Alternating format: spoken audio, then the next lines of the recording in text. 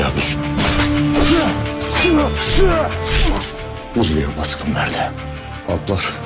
Hepsi şehit düştü. Ben Orhan'la savaşmak için çoktan harekete geçtim.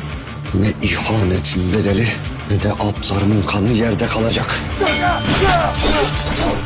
Orhan ki her kararıyla düşman cephesini genişletir. Orhan'ı o meydanda yalnız koyacaksın. İmparatora götürdüğüm teklif. Kabul etti mi? Kızıyla evlenmem karşılığında kabul edecekmiş. Bana ablanı, Nilüfer'i getireceksin. Kıblemiz bir olanlar bizi sırtımızdan vurdu. İhanettir bu. Orhan'a ihanet, milletimize merhamettir.